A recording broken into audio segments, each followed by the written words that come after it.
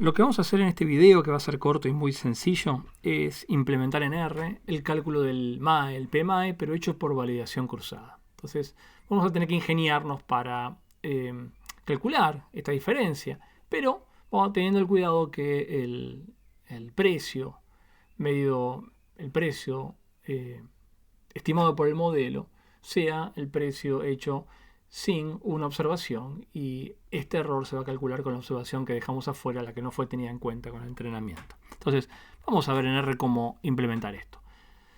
Bien, lo que tenemos que hacer es lo siguiente. Por un lado, lo primero que vamos a hacer es armarnos un vector que va a tener 68 posiciones. A ese vector lo vamos a llamar predichos.oos. El OOS viene de autosample, que en general muchas veces es el nombre que se le da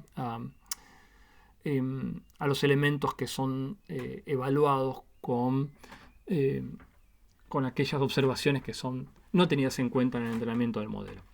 Entonces lo que vamos a hacer es armar este vector autosample con 68, lo vamos a llamar n al parámetro, que es el largo del vector precio, con 68 lugares donde vamos a poner inicialmente un NA. Y vamos a hacer un grafiquito para que se vea cómo son los modelos que que entrenamos con autosample, con validación cruzada. Y después lo que tenemos que hacer fundamentalmente es recorrer nuestras n 68 observaciones, una por una, y en cada una de ellas, cada vez que nos paremos en la observación iésima de nuestra muestra, lo que tenemos que hacer es correr el modelo. Vamos a hacer un linear model, vamos a aplicar la función LM, donde vamos siempre a explicar el precio en función del sub y de fondo. Pero los datos con los que vamos a entrenar ahora van a ser los datos completos, quitándole la observación iésima. Con el menos i lo que estamos haciendo es sacar la fila iésima de este dataset. De tal manera que cuando entremos al bucle con la observación i, con el elemento i, este dataset que está acá, este datos 1 de corchetes menos i, coma, corchetes, es el dataset completo, pero eliminada la observación, la fila iésima. O sea que lo que está devolviendo acá este objeto ajust.cb es un ajuste de modelo lineal, pero sin la observación iésima. Y acto seguido lo que vamos a hacer es hacer una predicción. Para eso usamos el método predict. Recordemos, el método predict es un método genérico en R, que lo que hace es, dependiendo de cuál sea el objeto, de cuál sea la clase del objeto, aplicar o estimar una predicción para nuevos datos que les pasemos. Y los nuevos datos que le pasamos se los pasamos en el argumento que se llama newData. Y en este caso, newData, ¿qué va a hacer? newData va a ser un data frame, pero que va a tener un solo elemento. ¿Qué elemento va a ser ese? Va a ser justamente la fila que dejamos afuera en el paso anterior, la fila iésima. Entonces lo que estamos haciendo acá es hacer una predicción con el predict del ajuste que hicimos en el paso anterior, donde faltaba el dato iésimo, pero ahora prediciendo el dato iésimo. ¿Cómo sabe el R en este caso que tiene que hacer una predicción de usando las variables sub y fondo?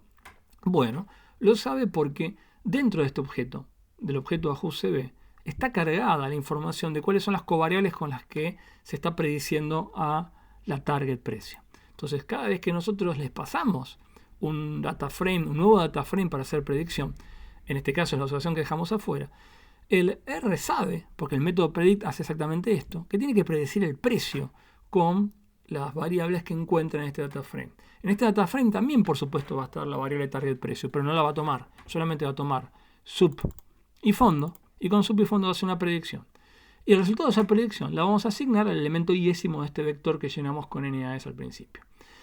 A propósito, en cada iteración del bucle vamos a hacer un plot 3D, pero ahora le vamos a poner el argumento add igual true. ¿Para qué? Para que agregue el nuevo plano, el nuevo modelo, al plano o el modelo original con el cual calculamos el ajuste completo, que fue lo que hicimos al principio. Entonces, lo que vamos a estar haciendo es calcular el modelo con todas las observaciones, graficarlo y después ir agregándole 68 planos más para ver y tener una noción de cuánto está cambiando cada uno de esos ajustes, sacando una por una las observaciones. Y finalmente, una vez que tengamos calculado completo todo nuestro vector predichos.oos, lo que vamos a hacer es calcular el MAE y el PMAE con ese vector. Y va a ser muy sencillo, porque el MAE básicamente va a ser agarrar el vector precio, tiene 68 posiciones, restarle elemento a elemento, el vector predichos.oos. Esto va a ser la resta punto a punto del primer precio observado menos el primer precio predicho, el segundo precio observado menos el segundo precio predicho.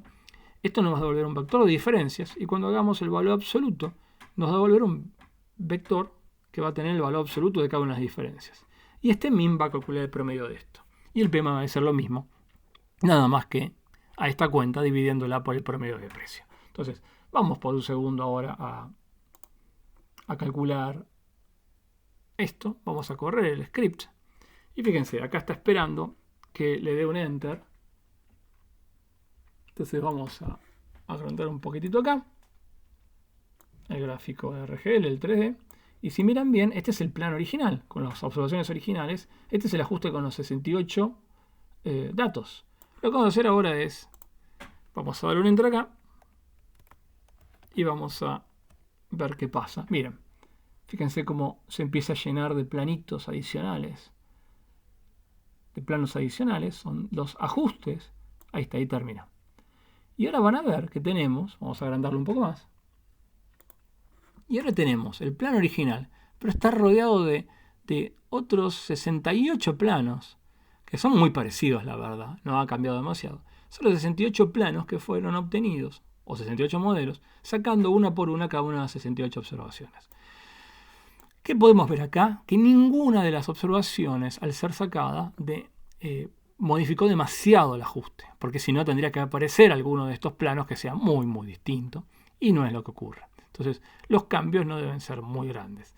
Pero, pese a esto, podemos verificar que si vamos al R y vemos un poco cómo fue el ajuste, podemos verificar cuánto dio el MAE y el PMAE proporcional, y vamos a ver que nos dio 64.000, como habíamos visto antes, y el error relativo un 18.42%, que es un 1% más que los que le daba, nos daba el error ingenuo.